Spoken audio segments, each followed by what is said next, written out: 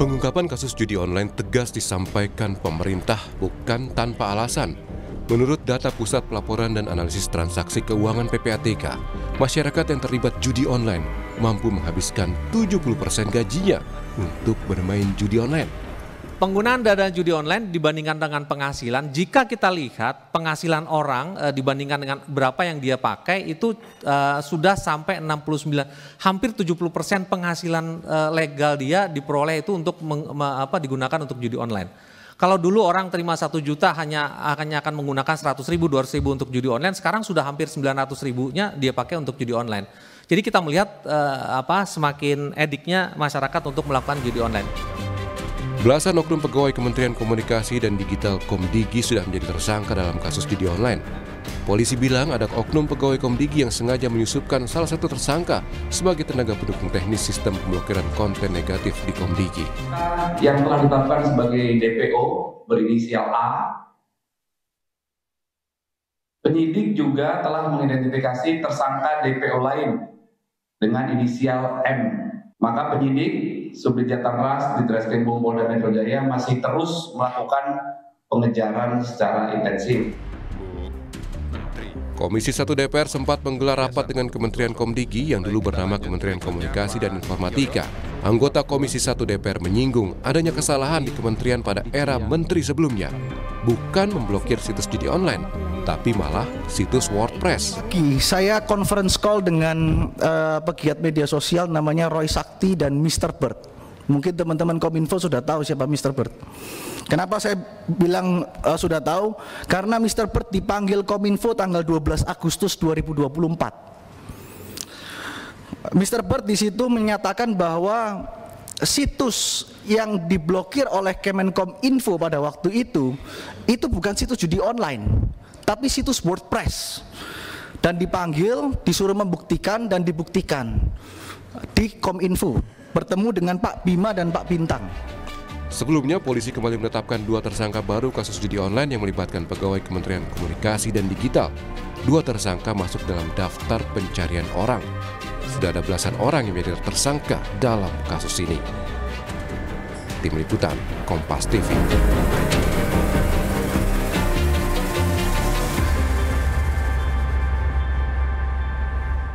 Perang melawan judi online tampak tak juga selesai. Bisa jadi ini karena banyak oknum pegawai di pemerintahan yang justru ikut terjun melindungi judi online.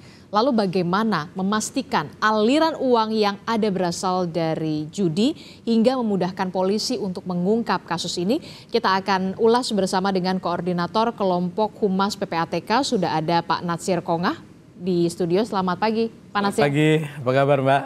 Kabar baik Pak. Kemudian juga ada PLT Direktur Pengendalian Aplikasi Informatika Ditjen Aplikasi Informatika Kementerian Komdigi. Sudah ada Pak Sofyan Kurniawan melalui sambungan Zoom. Selamat pagi Pak Sofyan. Selamat pagi Mbak Adisti. Ya, kemudian juga hadir ke studio ada pakar keamanan digital dari Cisrek. Sudah ada Mas Pratama Persada. Selamat pagi Mas. Pagi Mbak Adisti. Oke, ini kalau kita lihat ya makin memprihatinkan dan makin mencekam soal judi online ini. Yang terbaru kita simak bersama bahwa ada 15 orang tersangka yang sudah ditetapkan oleh pihak kepolisian.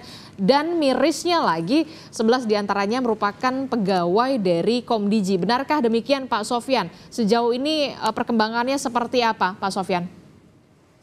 Iya, kami konfirmasi memang ada beberapa sejumlah orang yang ditangkap oleh Polda Metro Jaya adalah benar pegawai dari Komdigi. Demikian, Pak. Itu pegawai tetap atau pekerja lepas, karena ada informasi sebenarnya ada salah satu orang bernama AK ini tidak seleksi, tidak memenuhi seleksi tapi bisa kerja di Komdigi, bagian teknis lagi yang ditetapkan jadi tersangka salah satunya. Ya, memang ada beberapa orang yang tercatat sebagai pegawai Komdigi, sebagai PNS, kemudian ada yang sebagai pegawai lepas, dan terkait dengan AK, memang saya konfirmasi kepada bagian penerimaan pegawai bahwa secara seleksi yang bersangkutan tidak memenuhi persyaratan seleksi sehingga tidak diterima. Demikian. tidak memenuhi persyaratan seleksi tapi kemudian bisa bekerja di Komdigi, lalu bagaimana kemudian bisa sampai bekerja tapi ternyata pas dilihat tidak lolos? Siapa yang bisa meloloskan inisial AK ini sebenarnya? Seperti ini Mbak Disti, saya sendiri kan sebagai pelaksana tugas dari Direktur Pengendalian Aplikasi Informatika, ditunjuk semenjak akhir September 2024. Nah, proses tersebut terjadi sebelum saya menjadi PLT Direktur Pengendalian Aplikasi. Nah, kemudian bagaimana sehingga saudara AK ini kemudian bisa bekerja di Komdigi, ini saya rasa menjadi salah satu materi penyidikan yang saya tidak bisa dapat mendahului dari proses penyidikan, barangkali mengganggu terkait dengan proses penyidikannya. Demikian, Mbak. Oke, tentu saja kita harapkan ada investigasi secara mendalam mengapa kemudian bisa diloloskan kalau memang ternyata tidak memenuhi persyaratan seleksi atau tidak lolos seleksi, tapi kemudian kenapa bisa berada di sana begitu. Bahkan bagian teknis informasinya Pak Sofyan. Saya ke Pak Natsir. Pak Natsir, ini kalau kita lihat ya perputaran uang judi online di Indonesia ini angkanya nggak main-main. Nah, update terkininya seperti apa, Pak Natsir? Ya, sampai di semester pertama tahun 2024 itu udah lebih dari 100 triliun ya perputaran dari judi online yang ada. Dan ini sangat meresahkan karena 80% diantaranya itu adalah masyarakat kita yang berpenghasilan rendah yang ikut bermain. Transaksi yang dilakukan itu di bawah dari 100.000 per harinya, Mbak. Nah, ini kalau kita lihat ya kebanyakan para pemain itu mahasiswa, pelajar, ya, ibu rumah tangga. Jadi ini menyasar judi online ini masyarakat kelas bawah kita yang pendapatannya rendah. Kalau katakan saja ya penghasilan mereka itu 200.000 per hari, lalu kemudian 100.000 dipakai untuk judi online, itu kan sangat sedikit sekali untuk bisa dikonsumsi oleh keluarga itu kan. Dan ini akibatnya apa? Ya bisa jadi keluarga itu menjadi kurang gizi dan seterusnya, seperti itu Mbak. Itu kan yang kemudian mirisnya lagi adalah judi online ini justru menyasar orang-orang yang berpenghasilan rendah. Betul. Lalu bagaimana dengan orang-orang yang kita tahu ibaratnya bisa dikatakan pemain besar lah ya. Nah, sudah adakah terdeteksi kemana aliran dananya dan seperti apa? Ya banyak ya, artinya kalau kita terakhir dana judi online itu bahkan sampai lari ke luar negeri itu triliunan nilainya. Katakan ya ke Singapura, ya ke Kamboja, Filipina, Thailand, itu cukup besar uang yang lari ke luar negeri dan juga perputaran yang ada di dalam negeri seperti itu. PPATK sudah lakukan kerjasama ya untuk mentrasir uang hasil kejahatan dari judi online ini ke berbagai negara, kerjasama dengan beberapa PPATK yang ada di luar negeri, FIU, Financial Intelligence Unit di masing-masing negara itu punya dia Mbak. Jadi kita sudah melakukan koordinasi dan hasil analisis, hasil pemeriksaan yang kita lakukan sudah disampaikan juga ke penyidik ya untuk ditindaklanjuti. Oke, ini cukup mencengangkan begitu ya. Tapi kemudian apa yang harus atau langkah bukan mitigasi lagi karena memang ini sudah terjadi begitu ya. Yang bisa PPATK lakukan soal judi online ini? Kami terus membantu ya proses dari penegakan hukum. Katakanlah misalnya penyidik menemukan nama-nama ya, nah, kita bantu untuk telusuri. Atau juga stimulasi yang kita lakukan. Itu dari pihak kepolisian dulu? Bisa dari kita, bisa juga permintaan informasi yang disampaikan oleh penyidik. Jadi kedua-duanya itu sangat membantu untuk di dalam mengungkap kasus yang ada seperti itu. Oke, Pak Mas Tama ini kan kalau kita lihat ya sebenarnya ini kan sudah lama seperti gunung es kalau bisa kita katakan ya. Gunung es yang sebenarnya terlihat di permukaan tapi ternyata di bawahnya luar biasa begitu. Nah, kenapa baru sekarang begitu loh, baru terlihat sekarang? Ataukah memang ada yang ditutup-tutupi atau memang betulkah ada backing-membackingi di sana? Kalau menurut saya nggak mungkin judi online itu bisa berjalan mulus ya, sampai ratusan triliun uang masyarakat kita yang diambil tanpa ada di belakangnya yang kalau Komdigi bilang membina gitu. Nggak mungkin nggak ada, udah pasti ada gitu. Karena apa? Karena sudah jelas-jelas ini menimbulkan masyarakat susah, membuat penyakit masyarakat, orang jadi yang baik jadi jahat, begitu kan.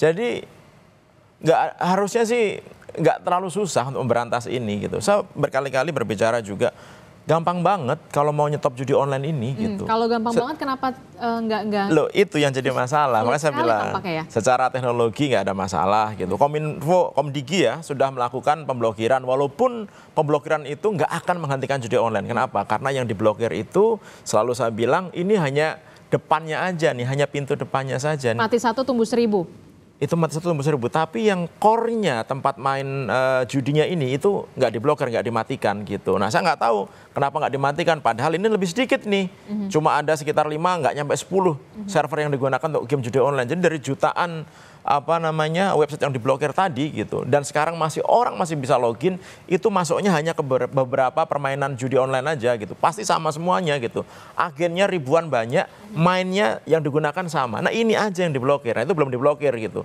oleh Komdigi. Kemarin sudah saya sampaikan kepada Bu Menteri gitu bahwa ini harus segera diblokir karena nggak susah mengidentifikasi server ini. Yang kedua, tadi Pak Nasir sudah menyebutkan, PPATK itu udah tahu by name, by address orang-orang yang menerima hasil dari judi online ini. Perusahaan-perusahaan mana yang sudah digunakan untuk penampungan uang judi online ini. Tinggal ditangkap gitu. Cuma PPATK nggak ada wewenang untuk melakukan itu. Betulkah juga, tidak ada kewenangan itu? Nggak ada. Komdigi juga nggak ada wewenang untuk itu gitu. Oleh yang punya kewenangan itu jadinya siapa? Bagian penindakan. Jadi Satgas Judi Online itu dibagi dua, penindakan dan pencegahan. Komdigi dan PPATK masuk di pencegahan. Di penindakannya ada Polri, ada Kejaksaan gitu. Ya kalau udah ada datanya kan harusnya tinggal ditangkap. Nah ini kan ternyata enggak. Kemarin ketika ada penangkapan 11 orang staf dari Komdigi itu gitu, saya juga akhirnya bisa mengerti gitu. Kenapa? Karena ternyata proses kerja yang selama ini ada di Komdigi gitu, itu memang membuat celah agar sistem ini bisa disalahgunakan. Kenapa saya bilang seperti itu?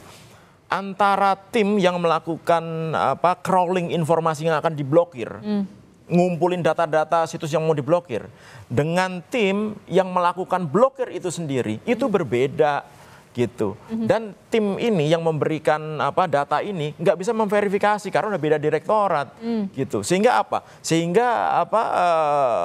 alat yang digunakan untuk ngeblokir ini bisa dimanfaatkan. Kemudian yang kedua, ternyata sistem yang untuk melakukan blokir itu masih ada celah di remote dari luar. Karena itulah kenapa kemarin dibuat kantor satelit di Bekasi kan gitu. Karena bisa digunakan gitu dari luar gitu. Kenapa bisa digunakan dari luar? Karena ternyata dulu ketika Covid orang work from home, dikasih akses untuk di luar, lupa nggak ditutup. Nah, yang bertanggung jawab terhadap mesin ini adalah orang-orang yang kemarin itu ditangkap. Makanya nggak akan bisa selesai. Kenapa? Karena mereka sebagai pemain, mereka sebagai wasitnya juga. Jadi mereka bisa milih-milih mana yang mau diblokir, mana nggak bisa diblokir. Jadi gitu. Mereka yang memfilter ini yang diblokir, yang ini yang enggak. Iya, jadi kalau menurut saya ini nggak ada hubungannya sama menterinya. Menteri mungkin nggak tahu gitu. Bu Menteri Komdigi juga nggak akan tahu kalau ternyata seperti itu. Pasti gitu. dia kaget ketika melihat. Kaget lah gitu. Makanya kemarin instruksinya udah hajar habis aja ini gitu. Ya udah, kalau mau dihajar habis, ayo kita sekarang buka-bukaan. Makanya kemarin kita sarankan, ya sudah, kalau dari tim crawling yang menemukan data-data di mana website judi online, server judi online, publish aja ke masyarakat, biar masyarakat itu nanti akan memverifikasi.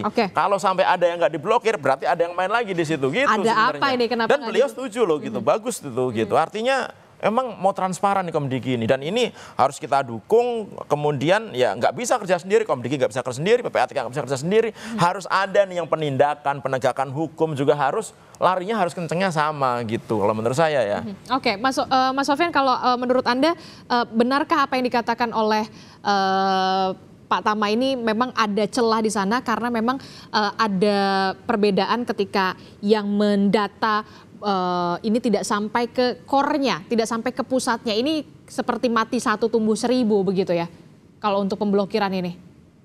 Baik, Mbak Disti. Kami Komdigi senantiasa memberikan terbuka kepada setiap masukan yang di sana untuk perbaikan kepada kami terkait dengan sistem pemblokiran. Nah, disampaikan oleh Pak Pratama tadi memang sudah menyampaikan ke Menteri terkait dengan core server yang dapat melayani terkait dengan proses perjudian. Ini akan kami tindak lanjuti untuk kemudian kami blokir terkait dengan server tersebut. Demikian Mbak Adisti. Nah, setelah ini bersih-bersih semacam apa yang akan dilakukan oleh Komdigi untuk bisa berkomitmen memang betul Komdigi ini memang punya niat baik untuk bisa betul-betul serius untuk menyelesaikan ini? Baik, Mbak Adisti. Ada 3 hal utama yang kemudian dilakukan proses perbaikan dari Komdigi, yaitu terkait dengan people, proses, dan teknologi. Terkait dengan people, ini kami senantiasa melakukan cross-check terkait dengan integritas, meningkatkan integritas dari tim yang berkaitan erat dengan sistem pemblokiran konten internet ilegal. Kemudian terkait dengan prosedur, kita juga senantiasa mendapatkan panduan dari Inspektur 4 Komdigi untuk kemudian bagaimana memperbaiki prosedur pemblokiran supaya tidak ada celah terkait dengan proses pemblokiran. Kemudian yang ketiga terkait dengan teknologi, kita melakukan proses audit barangkali gitu ya, ada hal-hal yang kemudian bisa dimanfaatkan oleh pihak luar untuk melakukan proses remote terkait dengan sistem pemblokiran itu sendiri. Ini juga kami bekerja sama dengan tim audit IT internal Komdigi dari PDSI untuk kemudian bisa melakukan proses audit terkait dengan sistem yang kami miliki untuk proses pemblokiran. Oke, pada saat RDP kalau tidak salah bersama dengan Komisi 1 DPR, kemudian ada salah satu anggota Komisi 1 DPR yang mengatakan Kominfo di era Pak Budi Ari ini memblokir WordPress, bukan situs judi online. Jawaban Anda? Ya, kenapa kemudian kita memblokir WordPress? Karena memang yang dilakukan proses pemblokiran itu adalah terkait dengan domainnya secara keseluruhan. Sebenarnya yang ada terkait dengan konten perjudian itu adalah subdomainnya. Jadi misalkan seperti ini, ada platform, katakanlah kita mungkin menyebutnya konten Twitter gitu ya. Nah, di Twitter itu mungkin ada user yang dia menampilkan konten-konten terkait dengan perjudian. Yang seharusnya dilakukan proses pemblokiran adalah terkait dengan konten di dalam Twitter, Instagram itu sendiri. Tapi kemudian yang dilakukan proses pemblokiran terjadi kesalahan. Jadi yang dilakukan proses pemblokiran adalah Instagram atau Twitternya secara keseluruhan, bukan konten dari yang terkait dengan perjudian. Saya rasa itu. Ya, karena nggak bisa. Bagaimana? Jadi begini, bisa saya jelaskan. Memang kalau kita berbicara masalah domain besar, misalkan kompas.id gitu ya. Nah di belakangnya ternyata ada gacor nih, gacor.kompas.id. Ada hacker yang membuat landing page-nya di kompas.id. Kominfo nggak bisa hanya blokir gacor.kompas.id-nya.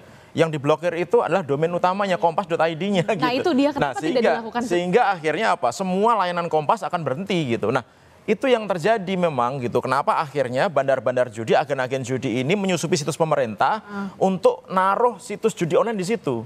Karena mereka tahu Komdigi itu nggak akan mungkin blokir. Misalkan nih kemendagri.go.id gitu ya.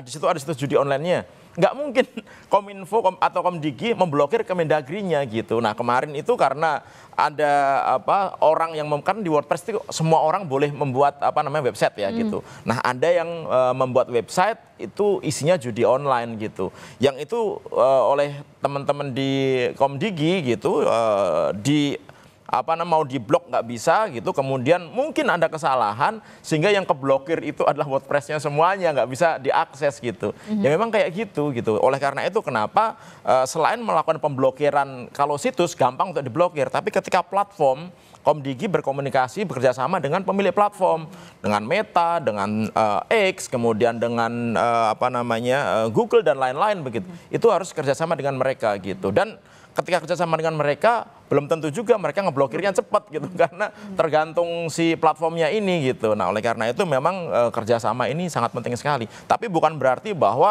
Komdigi salah gitu. Yang diblokir ya kan nggak bodoh-bodoh amat ya orang apa namanya stafnya itu ya gitu. Ini nggak akan ngeblokir WordPress-nya sebenarnya, tapi ternyata ada salah satu subdomain yang isinya judi online gitu. Ternyata ketika diblokir, yang keblokir adalah WordPress-nya gitu. Jadi bukan yang diblokir tetap situs-situs landing page-nya judi online gitu. Yang jumlahnya sekarang udah berapa? 3 juta lebih gitu ya. Itu nggak hanya WordPress saja gitu. Oke, tapi begini, saya ke PPATK. Pak Nasir, kalau misalkan tadi Anda, Mas Tama mengatakan sebenarnya PPATK punya kewenangannya ini loh,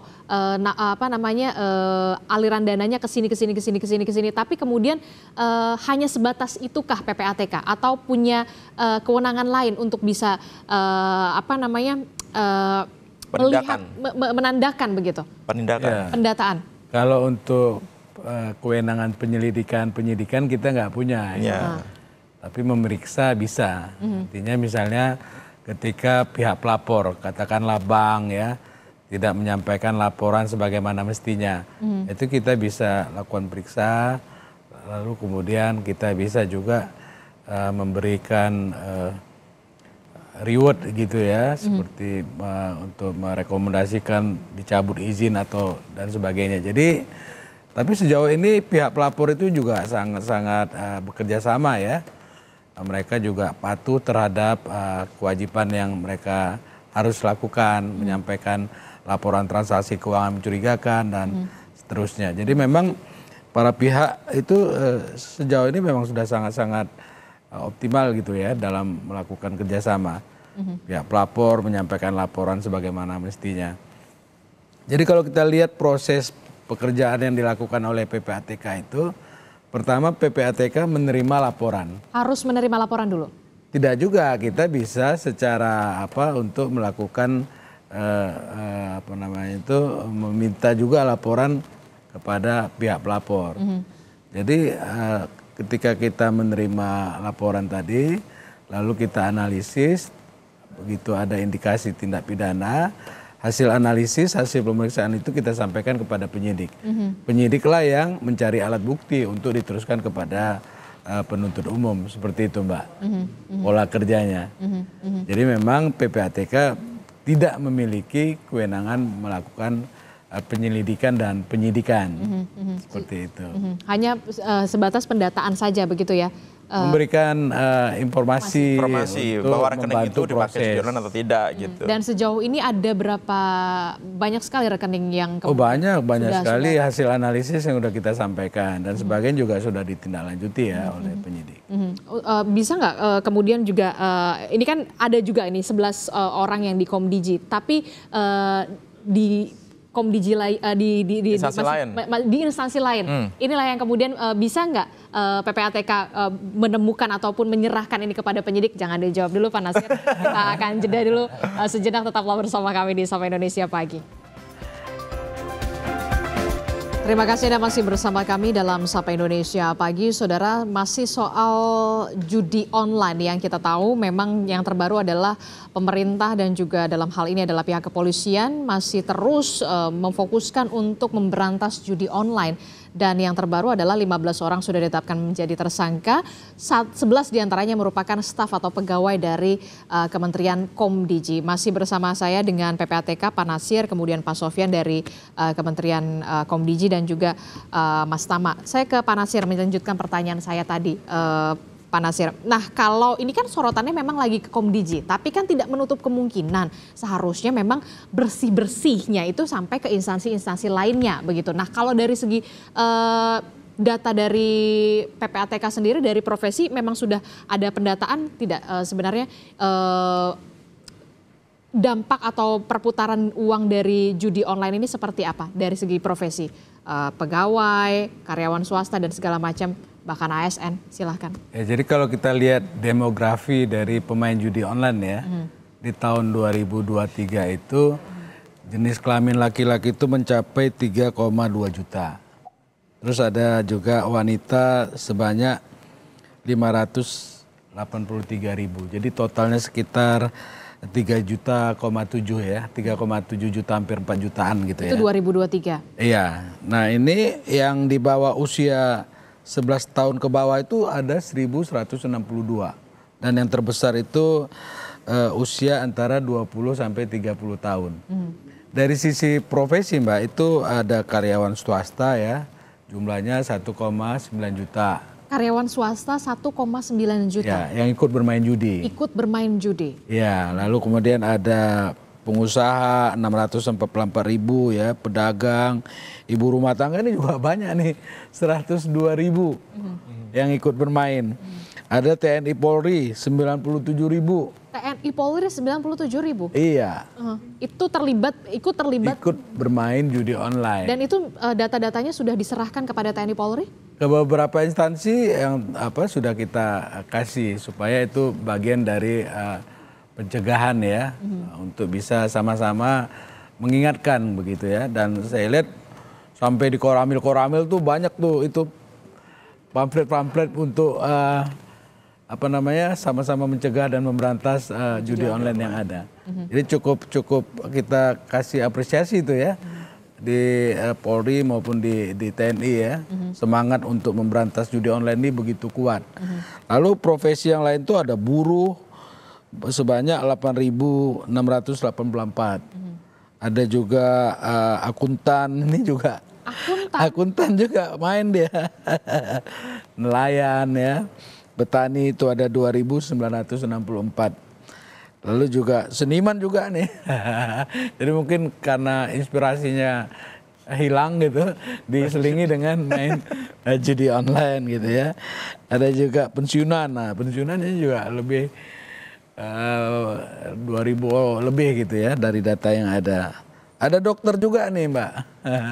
Dokter juga ikut bermain ya, profesional lainnya dan pejabat negara ini ada 461. Pejabat negara 461 yang terlibat gitu ya. Ada juga wartawan 360. Waduh, jadi semua lini ya, semua lini. Dan semua profesi itu ikut terlibat dalam judi online. Inilah yang kemudian bahkan untuk TNI Polri dan juga pejabat negara, ASN dan segala macam sebenarnya sudah diserahkan ya kalau dari PPATK sendiri untuk bisa melakukan antisipasi ataupun pencegahan ya kalau dari PPATK sendiri. Kalau Mas Tama gimana? Ya, Mas Tama? Ini kan fenomenanya, ya betul tadi. Sudah merambahnya. Lini. Ya, ini kan yang kebetulan pakai rekening ketahuan, ya kan. Yang nggak pakai rekening kan ini bisa ketahuan, yang dia pakai voucher, pulsa. Kemudian daftar yang pakai pulsa dan lain-lain itu masih belum ketahuan tuh. Jadi lebih banyak lagi sebenarnya pengguna judi online yang ada di Indonesia ini gitu. Tetapi dari data yang dimiliki oleh PPATK sebenarnya gitu, itu saya yakin bukan hanya data pemainnya saja gitu, tapi PPATK juga pasti sudah melakukan analisis bahwa ada aliran loh ini loh, aliran dana gitu, yang dia ngalir sampai ke berapa tier ke atas gitu, yang sebenarnya itu juga terdeteksi. PPATK jago di sini gitu. Yang jadi masalah adalah PPATK nggak bisa memberikan informasi itu ke publik, bisanya memberikan informasi itu ke penegak hukum gitu, ya kan? Udah diberikan gitu, secara formal sudah diberikan begitu. Nah, kan butuh dilakukan penyidikan ya, butuh dilakukan pendalaman lebih lanjut gitu. Walaupun sudah jelas-jelas itu uang yang ada dalam rekening tersebut adalah uang dari judi online sebenarnya gitu. Jadi kalau mau gampang gitu, nggak usah nyari-nyari siapa pelakunya. Udah, kita udah tahu rekening yang dipakai agen dan bandar judi online itu rekening mana, itu udah tahu sebenarnya. Tapi kok ya blokir aja gitu, ya kan, ambil aja duitnya, taruh ke negara. Saya selalu bilang kayak gitu. Udah, kita sudah tahu, bank nggak mungkin nggak tahu bahwa uang dalam rekening tersebut digunakan untuk judi online. Udah nggak pasti tahu bank itu. Mereka punya sistem fraud detector yang bisa mendeteksi ini. PPATK juga udah pasti tahu, baik itu rekening perusahaan dalam negeri ataupun luar negeri. Jadi kalau mau berani nih gitu, ini kan udah ada Satgas nih ya, kemarin dibuat desk lagi di Menko Polkam. Udah, yang ketahuan bahwa itu duit dipakai untuk judi, perputaran uang judi, ambil aja buat negara, simpen dalam kas negara, dipakai untuk bantu makan siang bergizi itu.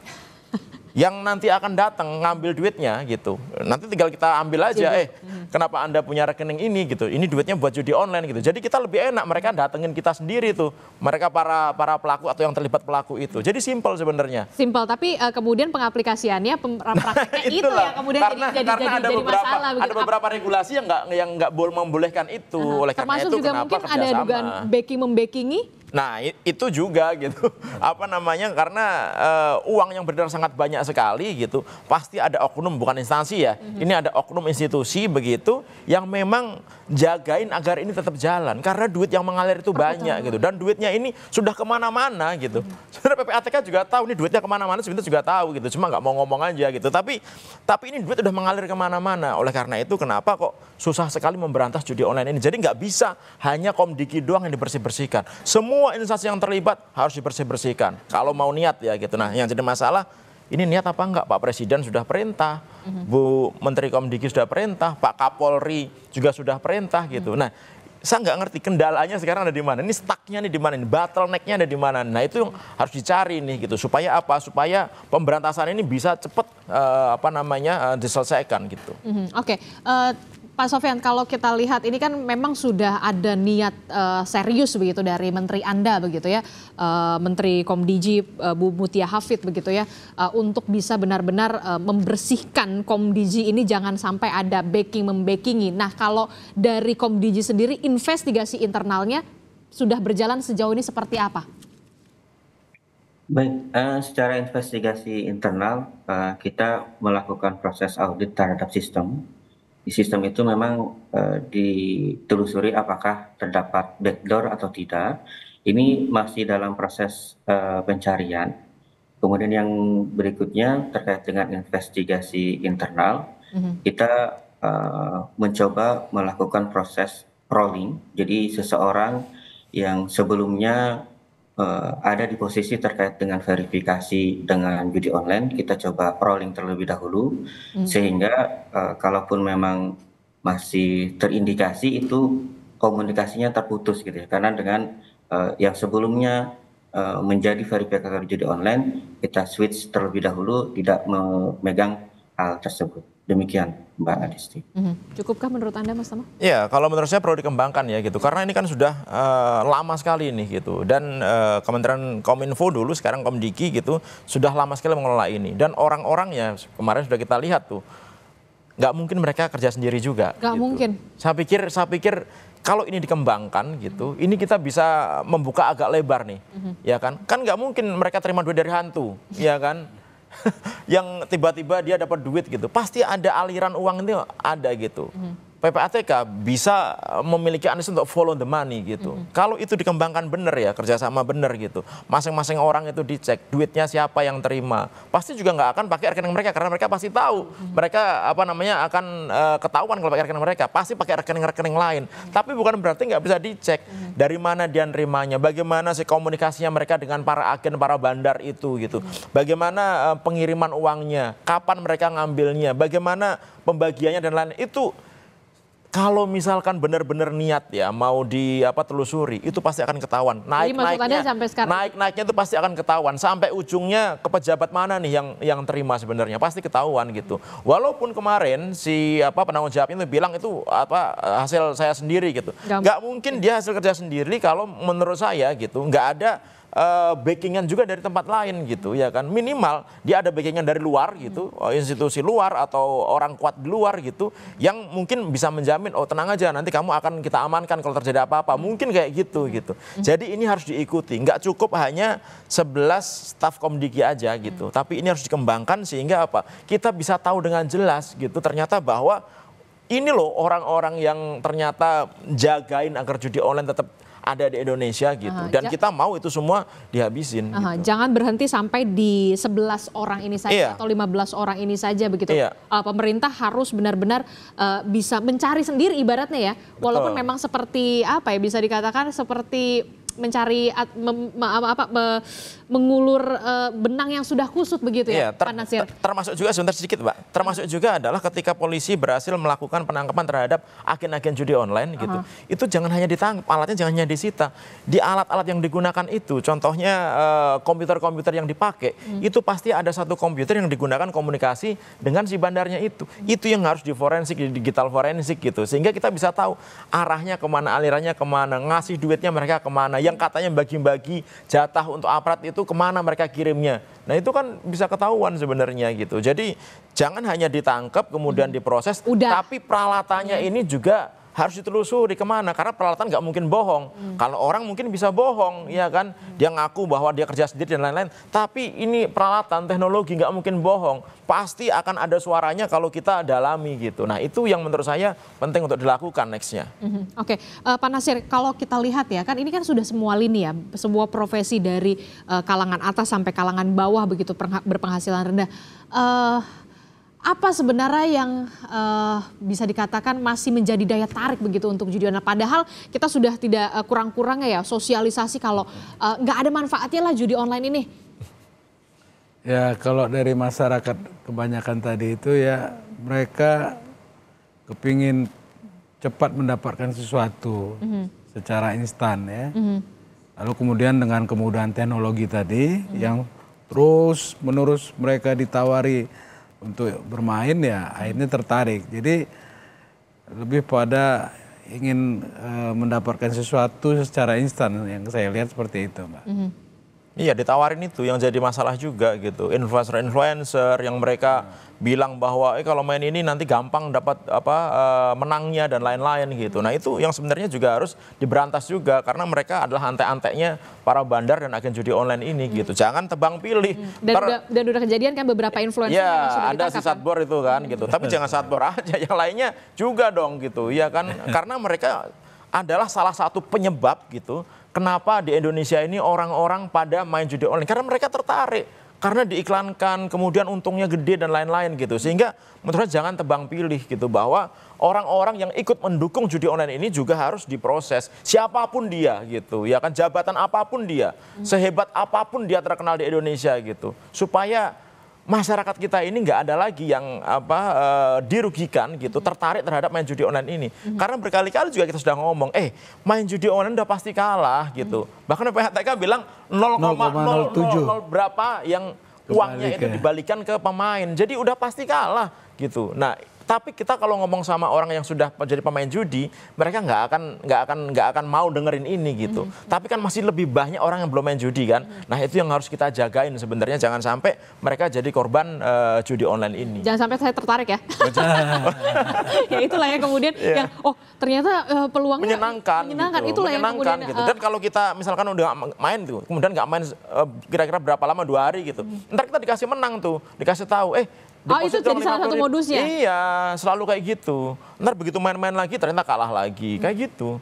Oke, terakhir Pak Sofyan, bagaimana sosialisasi dari Komdigi sendiri terkait dengan bahaya dari judi online, termasuk juga influencer atau berpengaruh atau influencer, selebgram yang kemudian jangan sampai kemudian menjadi antek-antek dari judi online ini. Silakan Pak Sofyan.